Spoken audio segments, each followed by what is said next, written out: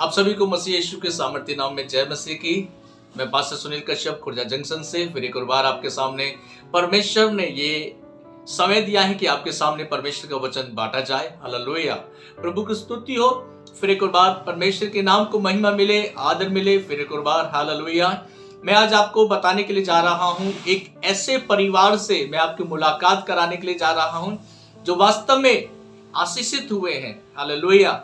एक ऐसा परिवार जो परमेश्वर के वचनों से हम देखते हैं, एक ऐसा परिवार जो बहुत निराशाओं में था, एक ऐसा परिवार जो दोनों पति और पत्नी के मन में शायद अनबन भी रहती हो, क्योंकि कई बार स्त्री के पास, पुरुष के पास संतान ना होने पर वो निराशाओं में चले जाते हैं। मैं एक ऐसे परिवार से आपकी मुलाकात कराऊंगा जिनका नाम है जकरिया और एलिशिबा, और ये दोनों पति पत्नी बुजुर्ग हो चुके थे। प्रभु का वचन बताता है कि इनके पास कोई भी संतान नहीं थी। परमेश्वर ने इस परिवार को संतान देकर आशीषित किया है। हालेलुया। प्रभु का वचन लूका रचित सुसमाचार और उसका 1 अध्याय और उसका 6 और 7 वचन में इस प्रकार से लिखा है, वे दोनों परमेश्वर के सामने धर्मी थे और प्रभु की सारी आज्ञाओं और विधियों पर निर्दोष चलने वाले थे। उनके कोई भी संतान नहीं थी, क्योंकि एलिशिबा बांझ थी और वे दोनों बूढ़े थे। प्रभु की स्तुति हो। वचन में लिखा है वे दोनों धर्मी थे, वे दोनों परमेश्वर की उपस्थिति में चला करते थे। प्रभु का वचन बताते कि ये परमेश्वर की विधियों पर निर्दोष चलने वाले व्यक्ति थे। हालेलुया। प्रभु का वचन बताता है कि वे बुजुर्ग बूढ़े भी थे, लेकिन इनके पास कोई संतान नहीं थी, क्योंकि एलिशिबा बांझ थी। मेरे प्रियो, मैं आपको बताने जा रहा हूं कि परमेश्वर बांझ स्त्रियों से भी प्यार करता है। परमेश्वर बांझ स्त्रियों को भी संतान देना चाहता है। परमेश्वर बंद कोखों को खोलने वाला परमेश्वर है। हालेलुया। क्योंकि प्रभु का वचन यशायाह उसके 66 अध्याय में उसकी 9वीं आयत में ऐसा लिखा है कि मैं गर्भ देने वाला परमेश्वर हूं, मैं गर्भ देकर उसको जन्माने तक ना पहुंचाऊं क्या? परमेश्वर यहां यह कहना चाहता है कि जिसको मैं गर्भ देता हूं, उसके गर्भ को इस पृथ्वी पर एक प्रतिफल बनाकर भेजता हूं। हालेलुया। ये एलिशिबा और जकरिया के विषय में। ये जकरिया एक याजक था, और याजक की जो सेवा थी उस समय पारी पारी से करने वाली एक सेवा थी।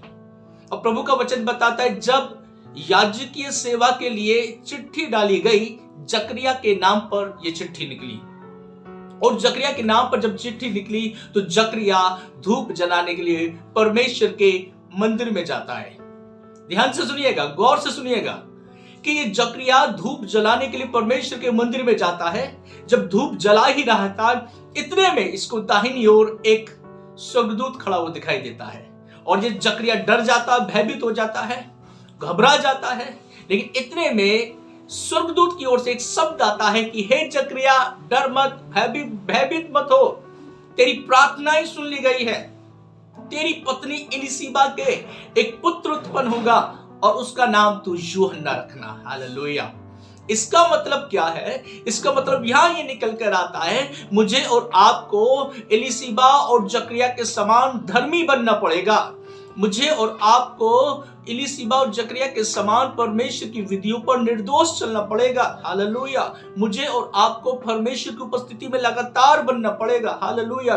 प्रभु का वचन बताता है कि वो धूप जलाने की सेवा कर रहा था।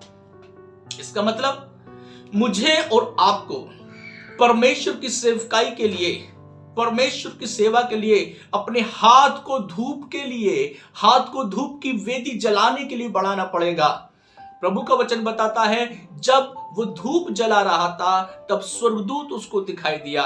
जब धूप जला रहा था तब उसके कानों में एक आवाज आई कि तू भयभीत मत हो, तेरी पत्नी के एक संतान उत्पन्न होने वाली है। हालेलुया।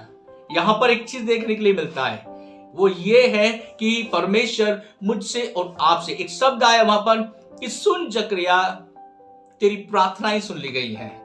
इसका मतलब मुझे और आपको लगातार अपने विषयों के लिए प्रार्थना करना पड़ेगा। और परमेश्वर का वचन बताता है कि परमेश्वर ने उसको एक संतान दी। ये बुजुर्ग थे, बूढ़े थे, और मैं आपको बताऊं, देखिए कई बार आप भी अनुभवी हैं, जब पति और पत्नी के संतानें नहीं होती, दोनों में अनबन होने लगती है, दोनों के विचार एक से नहीं मिलते, दोनों आपस में झगड़ने लगते हैं, दोनों आपस में चिड़चिड़े हो जाते हैं। जब स्त्री के संतान नहीं है, यदि वो दूसरों के बच्चों को खेलता कूदता देखे, उसके मन में भी थोड़ी सी कहीं ना कहीं लगता है कि काश मेरे को भी परमेश्वर एक संतान देता। पत्नी से ही पति का सिर ऊंचा होता है। क्यों?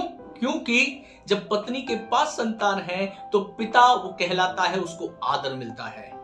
जब स्त्री को संतान नहीं होती है तो पुरुष का सर संसार में नीचे झुका हुआ अपने आप को शर्मिंदगी में महसूस करता है। मेरे प्रिय, मैं आपको बताने के लिए जा रहा हूं, यदि आपके साथ भी ऐसा ही है, यदि आप, मेरी बहन, यदि बांझ हैं और आपको लगता है कि मेरी आशाएं खो चुकी हैं, मैं आपको विश्वास दिलाने जा रहा हूं कि यीशु मसीह आशाओं में भी आशा देने वाला परमेश्वर है। हमारी निराशाओं पर जय दिलाने वाला परमेश्वर, हमें आशा देने वाला परमेश्वर है। हालेलुया। प्रभु का वचन यहाँ पर इस प्रकार से ऐसा भी बताता है कि जब हम प्रार्थना करते हैं, प्रभु हमारी प्रार्थना को सुनकर उत्तर देता है, हाँ और आमीन में। हालेलुया। यदि मेरी बहन, यदि मेरे भाई, यदि आपके पास संतान नहीं है, परमेश्वर आपको आशीष करने के लिए जा रहा है। यदि आप बांझ हैं, परमेश्वर आपकी कोख को खोलने के लिए जा रहा है। क्योंकि परमेश्वर का वचन उत्पत्ति की किताब में जब हम पढ़ते हैं, 20 अध्याय में जब पढ़ते हैं, वहां पर अबीमेलेक एक राजा की सभी स्त्रियों के कोख को परमेश्वर ने बंद करके रखा था जब तक सारा को संतान उत्पन्न नहीं हुई थी। इसका मतलब यही आता है कि परमेश्वर है जो कोख को बांधता है और खोलता है। परमेश्वर आपकी कोख को खोलना चाहता है। यदि आप बांझ है, परमेश्वर आपके बांझपन को खोलना चाहता है। एक और परिवार जो प्रभु का वचन बताता है, अब्राहम और सारा के विषय में भी आपने सुना होगा। अब्राहम और सारा, 90 वर्ष की सारा थी, 100 वर्ष के अब्राहम हो चुके थे, इनके भी कोई संतान नहीं थी। परमेश्वर का वचन बताता है कि परमेश्वर ने अब्राहम और सारा के परिवार में भी एक संतान देकर उनको आशीषित किया है। प्रभु ने अब्राहम से प्रतिज्ञा बांधी थी कि सुन, तू मूल पिता होगा, तू भूमंडल में सारी जातियों के लिए एक मूल पिता तू ठहरेगा। अभी दोनों के पास कोई भी संतान नहीं है, लेकिन परमेश्वर का वायदा उसके लिए था कि तू सारी जातियों के लिए मूल पिता ठहरेगा।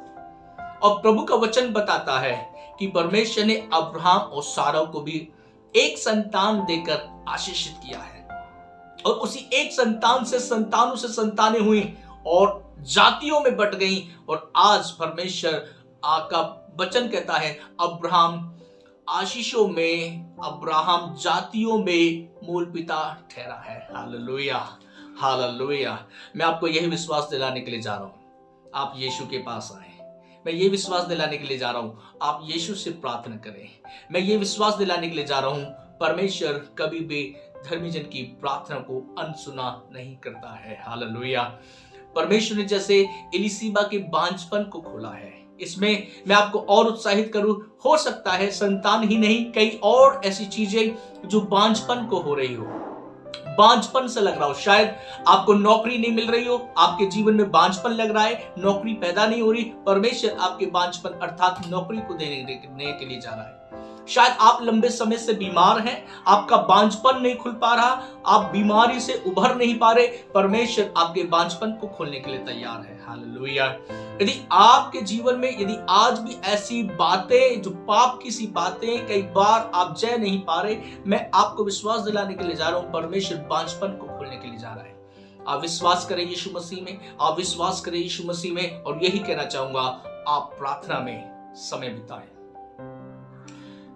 सिर्फ अब एलीशिबा जकरिया ही परिवार नहीं है, सिर्फ अब्राहम और सारा ही परिवार नहीं है। प्रभु के वचन बाइबल में हन्ना के विषय में भी लिखा है, उसके भी कोई संतान नहीं थी, परमेश्वर ने उसको एक संतान देकर आशीषित किया है। हालेलुया। मैं यही कहना चाहूंगा, आप प्रभु पर विश्वास करें। जय मसीह की। परमेश्वर आपके जीवन में अनुग्रह और शांति देने पाए, आपको एक संतान से आशीष करने पाए। जय मसीह की।